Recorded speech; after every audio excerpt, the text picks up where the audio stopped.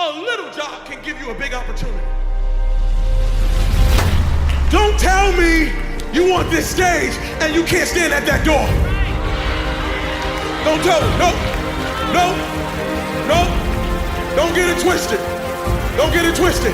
Before I ever stood on a stage, I cleaned one at an old Baptist church. When everybody left, I stayed vacuuming when nobody was there. That's how I got the microphone. I didn't get a microphone because I can talk the best. I didn't get a microphone because I can sing the best. I got a microphone because serving kept elevating me everywhere of my life. If you work at McDonald's, you better work that day.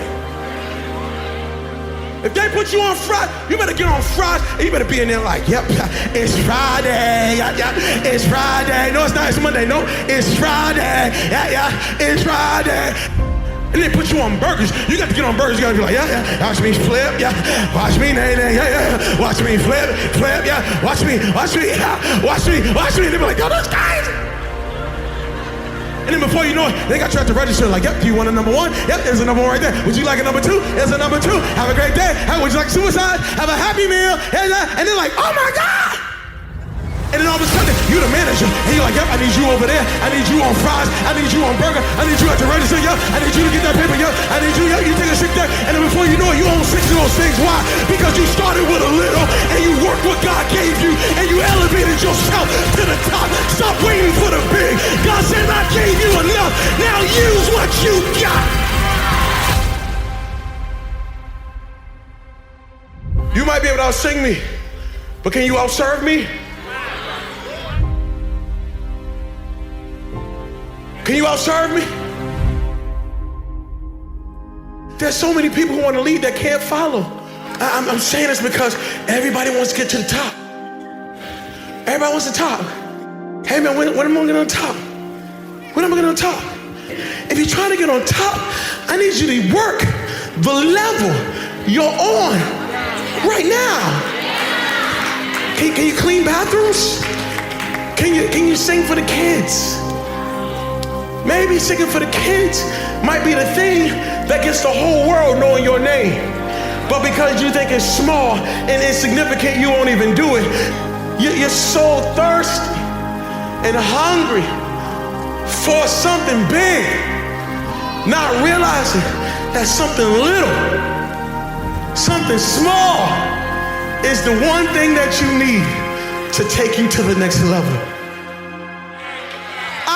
A newsflash right now that I want to say to everybody who's sitting in the front, everybody who's sitting in the back, you have enough right now to change your life. You have enough right now to flip this world upside down.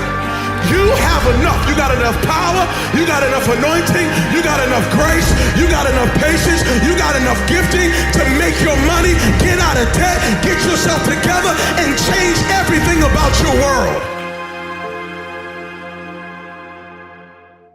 I love single people are so funny to me. They're sitting in Starbucks and they got themselves a book and they reading to themselves and they got the latte and they're just reading and they're in a quiet space and they're doing good and everything's fine and they're just like, this is a good day. I'm just coming out by myself. I'm just gonna have a day by myself and I'm just gonna read and this is good. And then all of a sudden, here comes a married couple. They come and walk right on in and then they kind of sit near a table near you and they're just sitting there and they're holding hands, you know what I'm saying? And they're looking into each other's eyes and they're just like this. And the single person you see God, you see, I ain't got nothing in my life, you see. I just wish if I just had somebody to hold a hand with, if I could just have somebody just to snuggle with, if I could just sip somebody else's latte and they could sip my latte, it would be so good. Little does a single person know, the married people sitting at the table saying, oh my goodness, that look good, she's all by herself. No, if I could just get a day alone, if I could just get my thoughts to myself, oh God, this hand is good, but God, I wish I could read a book sometime. I wish I could take a day by myself. And the married people looking at the single person like, and the single person looking at the married people like, and the enemy got us all messed up because he wants you not to see that you're blessed right where you are, you're whole right where you are, you're complete right where you are. He wants you to spend your life looking at what you don't have instead of using what you got.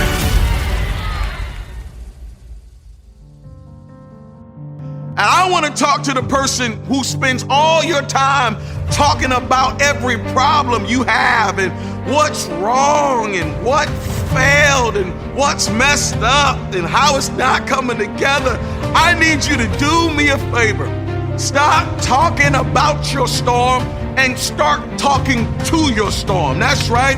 Stop talking about the cancer and start talking to the cancer. Stop talking about the depression and start talking to the depression. And you got to look at your depression and say, depression, you got to get out my life. You got to get out my house. Why? Because this body doesn't belong to you. This mind doesn't belong to you. You got to stop talking about the sickness and you got to start talking to the sickness. And you got to tell the sickness, you got about 3 hours. You got about 3 days left in my life. You got to start talking to the chaos. You got to look your Goliath in the face and say, Goliath, I'm not backing up. I'm not backing down. You got to stand flat foot and talk to your storm. Stop talking about how bad the job is. Start talking to the job. You got to wake up every morning and say, this job is great. This job is good. This job is blessed. And because I have this job, I'm walking in on assignment. And because I'm in my assignment, I just know that this office is going to be filled with the best stuff that it needs to be filled with. Why? Because you stopped talking about it and you started talking to it.